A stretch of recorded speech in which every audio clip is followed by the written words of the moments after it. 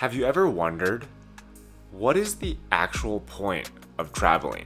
You might be thinking to have fun and make memories, or to learn about culture, but I've been traveling my whole life, and I can confidently tell you that's not the point.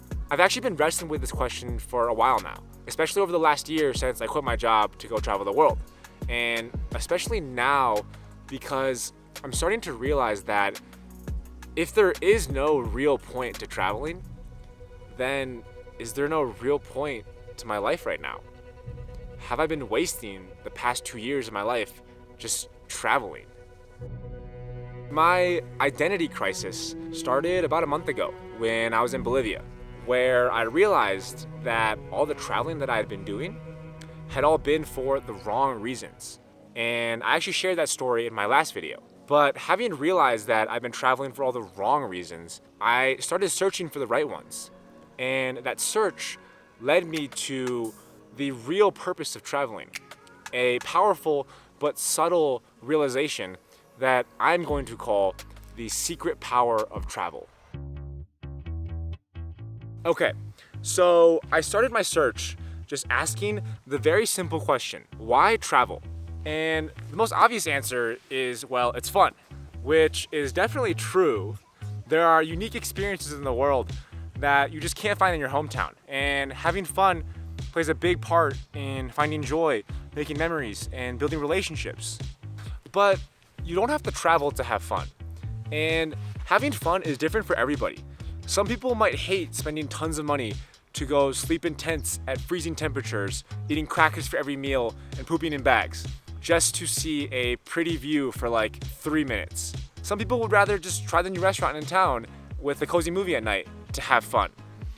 And while it might be super fun ziplining through a cloud forest and paragliding across Colombia for the first time, when you do it every single day, it's not fun anymore. Trust me, just ask these guys. And then there's the idea that travel broadens your perspective. For example, Steve Jobs said in his biography that his trip to India completely changed how he viewed the world. Specifically, he saw how Indian culture prioritized their intuition over their intellect. And he carried that lesson into everything he did, including his journey to build Apple. And it's true. By traveling to new countries, you're learning new languages, new customs, and just different ways of living. Heck, Julia Roberts converted to a new religion after visiting India to film Eat, Pray, Love. But let's be honest, for most of us, traveling is really just tourism, staying at the Hilton and bouncing from curated tourist attractions day to day. And that's totally fine, but are you really learning about why in Japan they repair broken pottery with gold? Or why in Ethiopia, a simple meeting for coffee is like a huge deal and can last like 7 to 8 hours? The more I think about it, I guess the question that I'm trying to answer is not just what is the point of traveling, but more specifically, what is something that traveling can offer you that is 100% unique and always true for everybody? Because if we can find some unique advantage that is universally true, then that is the reason why you, me, and everyone should go travel. And knowing that might encourage more people to go travel and let people travel with more intention. But at the same time, there might not be some universally true, unique advantage to traveling. Traveling might just be one way to have fun, one way to learn about culture, among a bunch of different other ways. And maybe it's not as powerful as I thought. Okay, so back to our new problem, our more specific question. One reason I hear a lot to travel is that traveling throws us into unfamiliar situations, forcing us to problem solve and be uncomfortable. Toto, I have a feeling we're not in Kansas anymore. And I've definitely had my fair share of problem solving and uncomfortable situations. But let's be honest, for most of us, and including myself for sure, we're really privileged.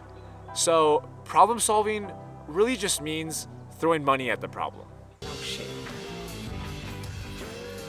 Like when I got mugged in Brazil, things looked really bad. I got beat up, lost my wallet and phone in a kind of dangerous foreign country where I did not know the language. But because I'm so privileged, the fix was easy. I literally went into the Apple store the next day and bought a new iPhone. Even more common problems like food poisoning, getting sick, missing a flight while traveling. In the grand scheme of things, these are all kind of trivial. I guess what I'm trying to say is that there are better and more effective ways to learn how to problem solve and be uncomfortable. Like training for a marathon, starting a business, writing a book. And traveling is just one way to do that. And it's not 100% unique. Okay. What about the fact that some of my closest relationships and friendships were formed from traveling? I met my best friend studying abroad in London. I just went on a trip to Bolivia with someone who was probably just an acquaintance, but now I feel like is one of my closest friends. Every time I travel, I make incredible new friends, grow closer with my existing ones, and even connect more deeply with myself. And I bet most of you guys would agree. But some of my closest friends here in Ecuador, I've never traveled with, but I still feel as close to them as I do with some friends that I've traveled a lot with. And I think the reason for that, though, is because the strength of our relationships, right, I think, is basically a product of the number of experiences you have with them and the quality of each experience. And you can maximize both without traveling. Just like how you don't need to travel to have fun, you don't need to travel to strengthen relationships and form bonds either. Maybe with traveling, the quality of your experiences is higher, but the number is lower. With my friends in Ecuador, I spend a lot of time with them. Maybe it's going to the movies or getting dinner or just going to the gym and climbing every single day and week, but I spend a lot of time with them. So relationships are still really strong. So I don't know. I just kind of kept thinking about this problem. And it's funny how the world works because through a series of unrelated events, a book I was reading, a podcast I was listening to, and news about AI that I was reading, I think I kind of came to an answer. I was reading a book called Originals by Adam Grant, where he explores the characteristics and behaviors of original thinkers. And he explains that original thinking is not some inherent trait that only some super special people were born with, but rather it's a trait that can be developed and cultivated over time. And one way he suggests cultivating originality is through traveling.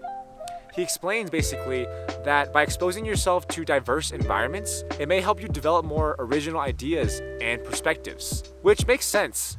And we kind of already knew that based on our understanding of the benefits from learning about new cultures and problem solving and traveling.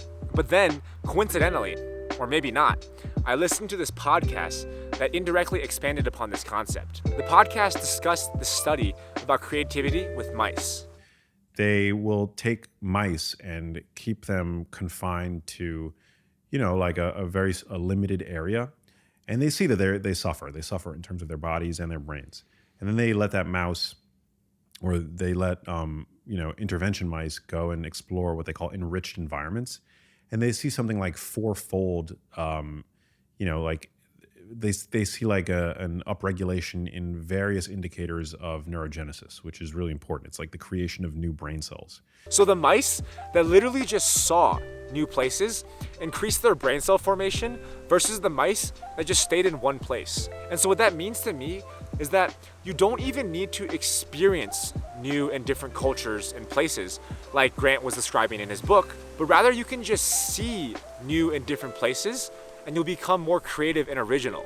And during this time, all the news about artificial intelligence and ChatGPT was like blowing up. So I was thinking about the same questions as everybody else was. Is AI going to take my job? How am I going to compete against AI in the future? And it made me realize something. To put simply, AI is just a machine that is trying to replicate how our brains work as closely as possible, right? And to put it very simply, our brains are basically a product of all the inputs that we take in.